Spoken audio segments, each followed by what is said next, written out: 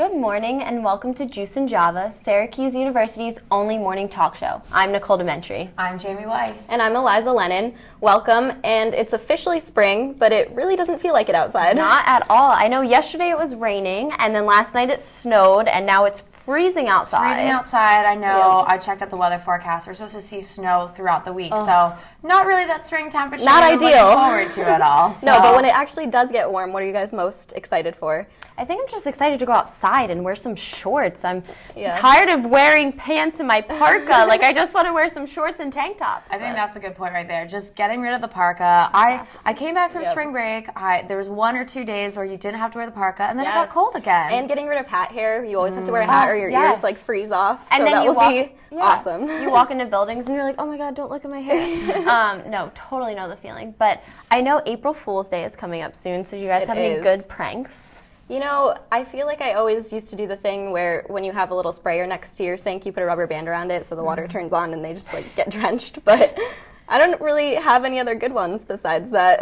Yeah, I completely feel you on that. I know at least in school, like high school, middle school, elementary school, people would always come in on April Fool's Day with crutches, like braces, and people would be like, oh my gosh, what happened? Like, oh yeah, I got hit by a car. So I'm like, oh my God, that's so extravagant. Yeah, no, all I have is the whoopee cushion, and then I guess classic. Yeah, right, the classic, and maybe a little instead of sugar, put some salt in the sugar and then dump it in coffee. But that's sort of mean, and I feel bad, so I probably won't do that one. But I heard that's a classic too. Well, also coming up in April, First Year Players is having their performance, and they're going to be on the show today to talk about it. So that'll be really exciting. That'll be awesome. Get a little sneak peek of what's to come. That'll be so fun. And I know also OrangeSeeds is having the biggest community service event on Syracuse University campus coming up in April too. So you can go to the show and do some little community service projects. Perfect. So good. Well, not really on campus, but currently we've got March Madness going on. But also happening, some of our Juice and Java reporters went out to interview people about whether they went to go see Billy Joel and whether they liked it or not. Let's check it out.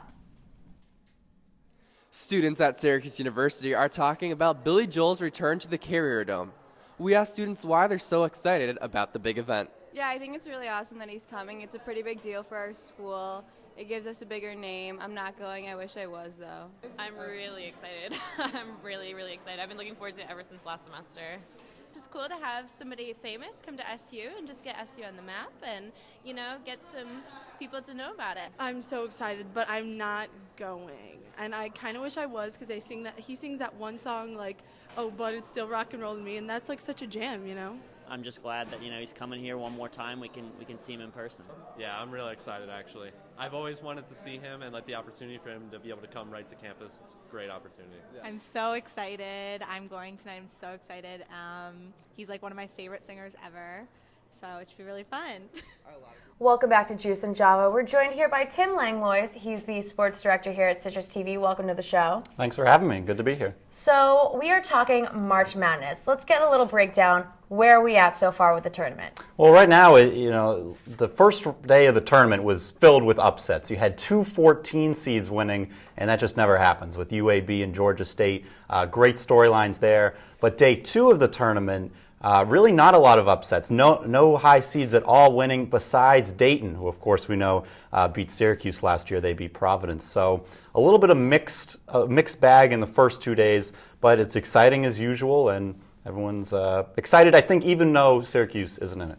Yeah, so since Syracuse isn't in it, I know I personally didn't even make a bracket this year. I don't know who to root for. So who should the Syracuse Orange be rooting for this year, since our team's not even playing? Well, I don't know if there's a certain team you should be rooting for, but I think you look at the ACC. I mean, it's tough to root for maybe Duke or the teams that Syracuse doesn't like, but as a conference, it's really good for the ACC because they haven't lost yet. Notre Dame advanced past Xavier to get the latest win, UNC advancing to the Sweet 16 as well. So the ACC very strong so far, not like the Big 12 and some of the other conferences. But I think for Syracuse, you root for the teams you play with and make Syracuse look better. That's a very good point. Well, I know here in Syracuse, we're going to be hosting some of the Sweet 16 games. Can you talk a little bit about how that's going to impact campus? Yeah, no, I think they'll get good crowds. The last time it was here was in 2010, where they got West Virginia ended up going to the Final Four there. So now you have NC State. A lot of people thought that Villanova was going to come to the Carrier Dome. And that's not going to happen. They lost to NC State, but still, teams Syracuse knows, ACC teams, you have Virginia, you have Louisville in that region. So again, Team Syracuse knows. I think it'll be good crowd-wise for the Dome. And let's talk about Final Four. So Final Four is coming up in a couple weeks. I know we said Villanova is a team that everyone thought was going to go, but they are already out of the tournament. So what are you thinking is going to be our Final Four this year? Yeah, busted my bracket for sure. I think Duke ends up making it out of the West region. That's a pretty weak region. I think that they advance there. Kentucky hasn't lost a game this season, so I think they make it to the Final Four. And then I have Arizona coming out as a 2 seed out of that other region. They had a very good year. Only 3 losses all season long. So, you know, I think out of the East, though, you still have Virginia who's still in it, and you still have Louisville. So, again, ACC teams possibly in the Final Four. I think it'll be a good Final Four when it does get to Indy. And any underdogs you should be rooting for? Oh, well, I don't know about rooting for, but you have Dayton, as I said earlier, as an 11 seed who's still right there. 14 seeds, they couldn't make it through UAB. And Georgia State was a great underdog story with their coach, Ron Hunter. He was on the stool. He had he had torn his Achilles, and you saw him there on the stool, and that was a great story as well. So stories like that. Thank you, Tim, so much for joining us today. Yeah, thanks for having me. Well, if you were looking to travel, whether it's to the Final Four in Indianapolis or somewhere else, one of our Juice and Java reporters, Lindsay Woods, tells us how to travel on a budget. Let's take a look.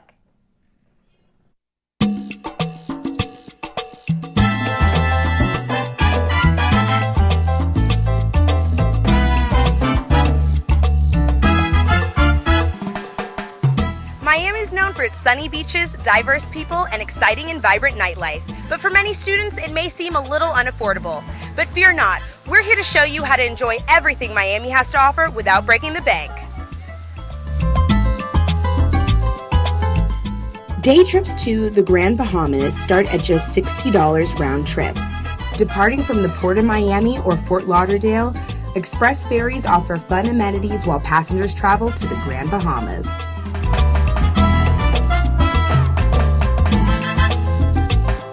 Scooters are a great way to get around, and with all-day rentals starting at just $45, it's an affordable and fun way to see Miami on the move.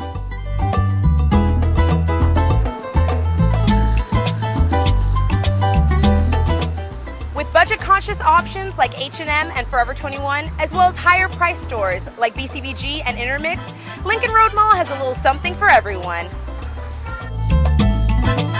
Spanning over 8 blocks, Lincoln Road Mall is more than just a pedestrian-only shopping area.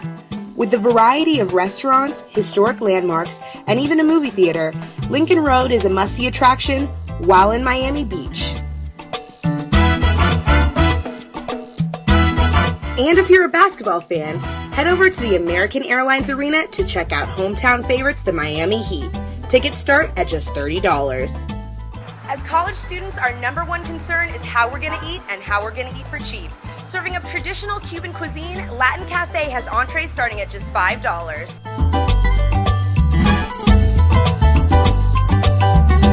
And if you're not in the mood for Cuban food, Ocean Drive has a wide variety of restaurants with cuisine that caters to all tastes. And for those who are 21 and over, Ocean Drive transforms into the nightlife hub of Miami Beach. Lindsay Woods, reporting for Juice and Java. When a package comes in, the main desk assistants used to have to log it on paper. Now all they have to do is scan it in and it will go into the system. Jessica Moore, the Assistant Residence Director for Booth, Kimmel, and Marion Halls, said that the electronic package management system is similar to ones that other schools use. We decided that given the volume of packages that we receive, some halls receive as many as 18,000 packages in a year, and some receive as low as 8,000, some of the smaller halls. So we were looking at a more efficient way to manage those packages and to log them in and notify students of them. Right now we use a paper system, and so we started looking at what other schools do. A lot of schools do utilize electronic systems, and so we started looking at electronic systems, and then we worked with our Division of Student Affairs Technical Services to develop our own in-house system to manage them. The The system will send residents an email when they receive a package and then reminder emails on the 4th and 7th day. Once a student picks up a package, the MDA swipes the student's ID and logs the pickup. Liz Reynolds is an MDA in Kimmel. And it's been great. It's saved so much time as opposed to what we had been doing. I like it. Right now the program is in trial runs, but Moore said that if it is successful, it will be put in place campus-wide as early as next fall. Yeah, the Office of Residence Life is really hopeful that this will be a successful pilot. So far, so good. We're working some kinks out with the system, but overall, the students really like it, the staff really likes it, and it's going well. Claire Moran, Citrus TV News. Hart, what's going on? I'm leaving. Why? What did I do? Not enough. The pressure's too much. I quit. I get it. I can do better. Just please, don't leave. Don't let your heart quit on you. Get your uncontrolled high blood pressure to a healthy range before it's too late. Welcome back. I'm here with Grace Bobertz, who's one of my very good friends and also is in OrangeSeeds. Hello, it's nice to be here. So can you just tell us a little bit about OrangeSeeds and what we do on campus? Sure. So OrangeSeeds is described as a first-year leadership empowerment program with a strong sort of central focus on community service. The first semester, as you know, we typically spend getting to know everyone, including our e-board. And that's really the time when we start developing and forging those bonds. But fall semester is also when we begin focusing on those leadership and communication skills, which we typically start exploring, I guess, through smaller scale community service projects and fundraisers. So what type of community service projects have you done so far in the fall semester?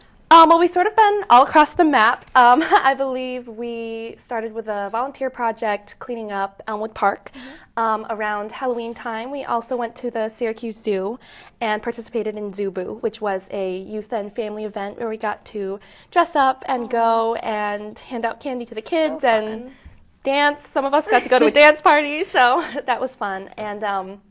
And we also have been to local organizations helping out with the Salvation Army and the Samaritan Center Soup Kitchen. So we've had quite a busy fall semester, but it's been so much fun. Yeah, sounds like it. So we've been preparing for the big event. So can you just tell us a little bit about the big event? Sure. So every spring, OrangeSeeds brings together the Syracuse community, the SU community with the greater city of Syracuse in what we call the big event, which is the largest day of community service on campus. So this year we're focusing on beautification in the south side of Syracuse particularly. We have projects lined up everywhere from local parks to elementary schools to organizations that we've worked with in the past, like the Salvation Army and the Samaritan Center again. We start the day off with our kickoff, which this year will be held in Panache Lounge. So before we venture off in the community, volunteers can enjoy a complimentary breakfast, t-shirts. I know our logistics team has arranged for a performance from Zamboni Revolution. That'll be so fun. Yeah, and we can also expect some wise words from a special guest speaker to sort of set the tone for the day and get things going before we head out. So how do we register for this and who can be involved? So anyone can be involved, any student on campus. Registration begins April 1st, and it's kind of a mouthful, but you can register at newtosu.syr.edu/thebigevent. Members of OrangeSeeds will also be tabling in the Shine Student Center, I think beginning the week of April 2nd. So the few weeks leading up to the big event, you can find us there. Perfect. So what are the day and the time for this? Our kickoff, I believe, is beginning around 9 a.m. And like I said before, we'll be having our breakfast and performances and speakers for a few hours. And I think between 10 and 11, we'll be going out into the community and starting our beautifying. Yeah. That'll be awesome. So I know our campaign is Back to Our Roots. So can you just explain a little bit about that? Sure. So our marketing team, they really wanted to focus on the fact that we are all here where we are today because of our roots and our roots back home and in our hometown communities. But because we're all first-year college students, we really wanted to focus on the fact that Syracuse is now our community. And so if we want to give back to our roots, that means going out into the greater city of Syracuse around campus and focusing on our new community here. So I know you brought a little bit of a commercial for us We to did. view here. So why don't we go ahead and check it out and see our new commercial?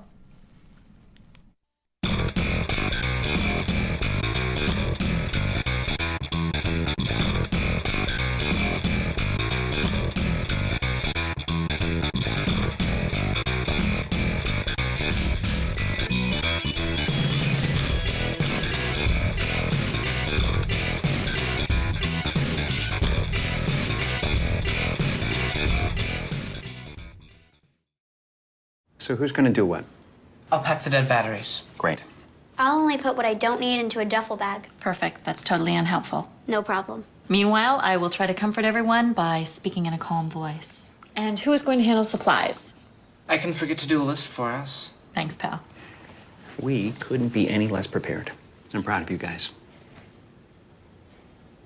Talk to your kids about who to call, where to meet, what to pack. Visit ready.gov/kids for tips and information. Welcome back to Juice and Java. I'm here with Drew Muller, who is the producer at First Year Players, one of the producers. Thanks for being here today. Thanks so much for having us. So for anybody who might not be completely familiar with First Year Players, can you just give me a little background on what exactly it is? Sure. First Year Players is a completely student-run musical theater organization on campus.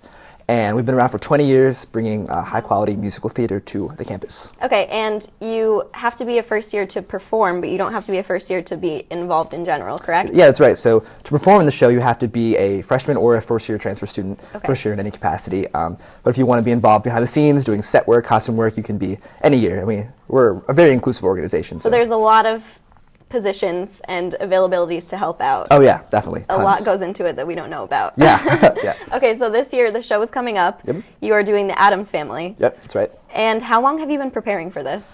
We've been preparing for this show all year. Sam and I, the other co-producer, we started preparing in the summer. Once we got the positions, we picked the show in September, and then we've been preparing the whole semester through, getting the set ready, getting blocking the show, and then about the first week after winter break, we casted the show. So we've had a cast since about then, and the crew as well. Okay, so it's really only been this semester that there have been practices and... Yeah. So rehearsals have been going this semester. So that isn't really a lot of time to prepare. Yeah, no, it's definitely it's a time crunch, it's a challenge, but I think everyone's responding really well. The show is coming together great, and it's going to be fantastic, I think. So there's a lot that we don't really know that goes behind it. So what do you do first semester to kind of get ready for getting a cast to start practicing? Right. Well, we have a ton of teams, which is great. We kind of delegate the responsibility really well. So we have art team, we have directing team, music team, choreo team. So there, before we even get a cast, before we even know who they are, those people are going over the dance numbers, preparing the scenes, doing all that kind of stuff. And of course, we had to worry about getting the rights for the show, and starting PR strategy as well. So there's a ton of behind the scenes work that goes into it before we even see a cast or a crew. Right, and this show in particular has a pretty extravagant set, I would imagine.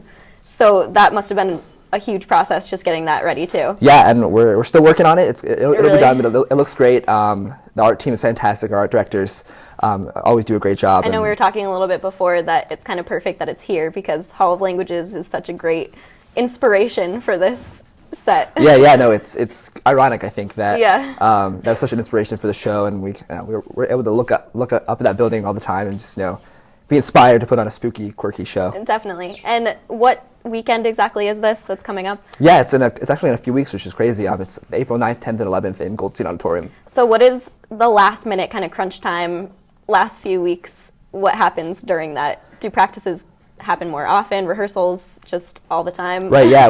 We do something called Tech Week, which is the week before the show, and that's pretty much intensive rehearsals on stage in the space, running the show as much as possible to perfection. So it's a kind of exhausting time, but also very exciting because it's leading up to that opening night on that Thursday. So what are you looking forward to most with having the weekend arriving so quickly? Yeah, I'm just looking forward to seeing it all come together. Yeah, I know it's been a while that you've been working on this. Yeah, it's been a long time coming, preparing and going through this process. So I'm really excited just to see it all come together and have them put on a fantastic show. Perfect. And we actually have some of the cast members here with us today. So they're going to be performing a couple songs coming up next.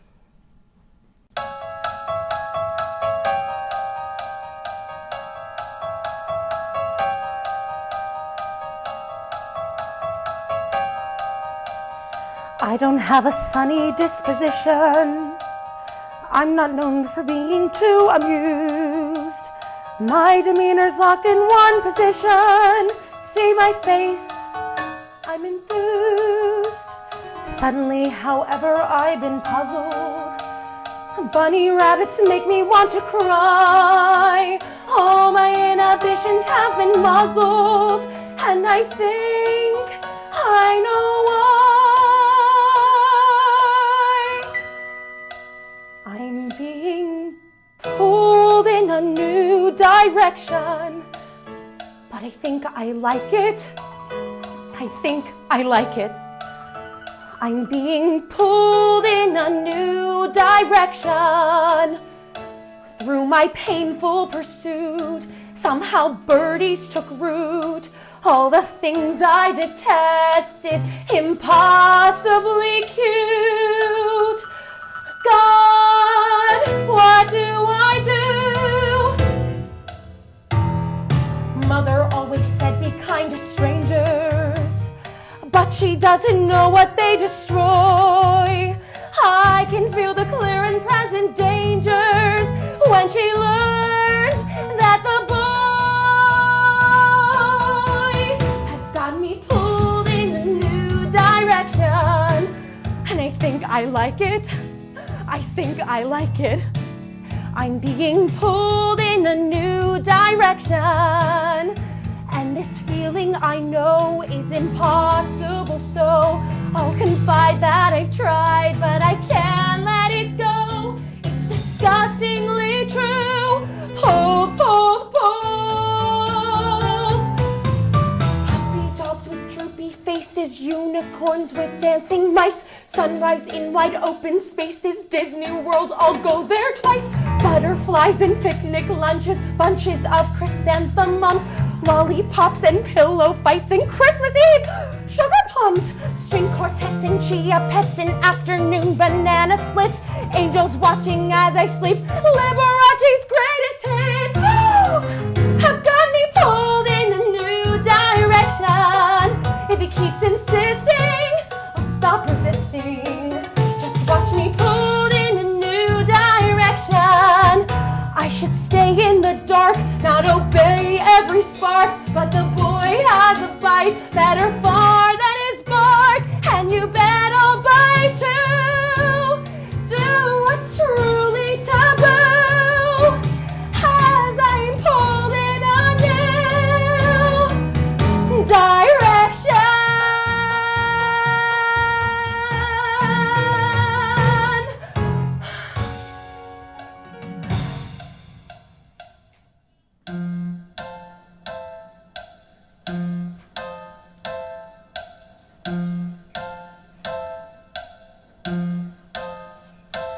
Let's live before we die. Let's laugh before we cry. Let's hold each other tight and dance. If I have caused you pain, it's easy to explain. Please fill me with delight and dance. My love, my wife, forever you will be. But Wednesday's life is too a part of me. Two women I adore and swore to suffer for. Let's end this tug of war and dance. My mother warned me to beware of clever men with silver tongues. What I lack for in depth, I make up for in shallowness. You really think you can sway me with a joke? No, but it's the last thing I try before the chloroform.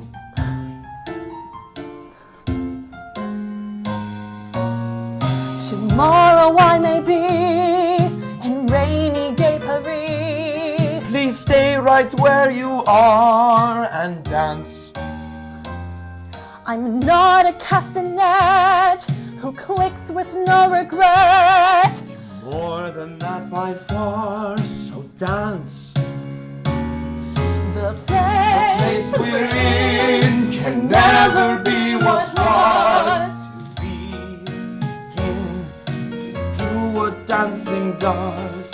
My darling, I was bad, bad husband and bad dad. Instead of being sad, alone we're lost. We're drifting out to sea, but side by side, we're gloomy as can be, as gloomy as can be. Morticia, I was wrong, I knew it all along. Forgive me with a song and dance. Snow isn't the only thing covering Syracuse in white anymore. With the Vera House's White Ribbon campaign in full force, a new message is spreading through white ribbons tied around the city. Stand with Vera House, stand with all of us to end domestic and sexual violence. So whether it's a sports team or it's a university or it's somebody on the street, if we all say it's not okay anymore, that's how change happens. This year's campaign theme is Stand With Us, and it marks 35 years of Vera House serving the Syracuse community. The White Ribbon Walk on Saturday kicked off 10 days of events aimed at getting more community members involved in ending violence against women and girls. The events through March 29th teach men never to commit, never to support, and never to remain silent about abuse. Well, it may be a snowy day here in Syracuse, but that didn't stop the community from coming out to support Vera House. The men's outreach coordinator told me that this might have been their biggest year yet.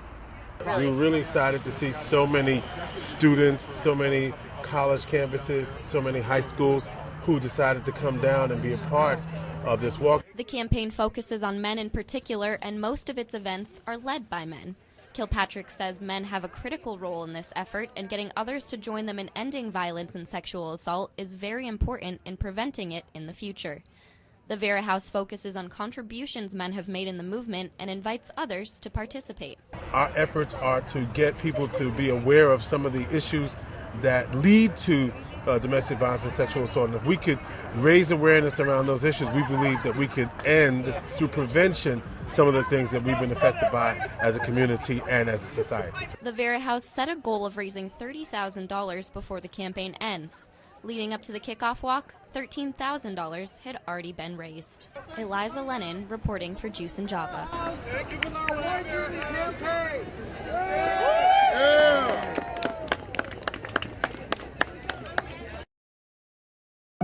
They told me a bottle couldn't dream.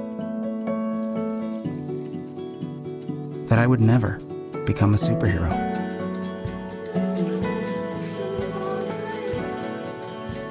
But I learned how to fly. Just to come back in a new disguise. And be the hero that I've always wanted to be.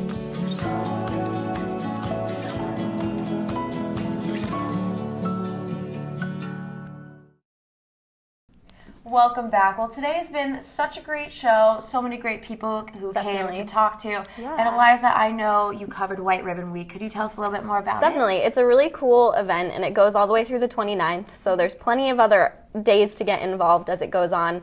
And it's really just to raise awareness for people who have been affected by sexual and domestic abuse. So it's a great cause, and I know they're doing a lot of great things trying to raise money for the Vera House downtown. Yeah.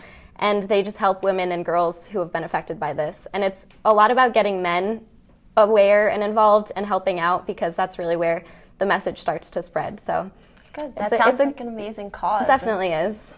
Well, yeah, I know that's something I'm really excited participating in. But something else I'm super excited to see is first-year players. That was so much fun having them on the show today. Oh my We gosh. love live performances. Yes, we do. We were all singing so much. Definitely. And it just makes us so much more excited to go buy our tickets. Exactly. Get to that show, because it's going to be great. It really I know. is. It's coming up so soon. I'm so excited is. to go see it. I might go see it every single night. Yeah, I know. Just because it's that good. It's an option. Well, another option is following March Madness. I know it's been a lot of March sadness here on the Syracuse campus with the Orange not being in the tournament. Is it even worth watching? Exactly. I don't know. I don't think it is. It'll be interesting to see who comes out on top, especially because we don't necessarily have a team to root for this year. Yeah. So. And the number one seed, Villanova, has already been... There's Completely been an upset. out. Yeah. So, yeah, Georgetown's out, which we love. We're happy about it. We're happy. But it was great to talk to Tim about it, kind of hear his thoughts on who we should be rooting for. Exactly. Well, to clear up that March sadness, we can definitely go into doing community service work on the Syracuse campus and right outside. There's about 10 different community organizations that we can go to. Just right down the road with OrangeSeeds, the big event, and it's going to be so much fun, and it's going to be an amazing time. And you know, sitting on the hill, you don't realize that there's that much that needs to be done, so it's awesome that we could give back. So if you want to follow us more, check us out on Facebook, Twitter, Instagram, and Pinterest, and also look at all of our episodes on YouTube. Thank you so much, and have a great day. I'm Nicole DeMentri. I'm Jamie Weiss. And I'm Eliza Lennon. Thanks for watching.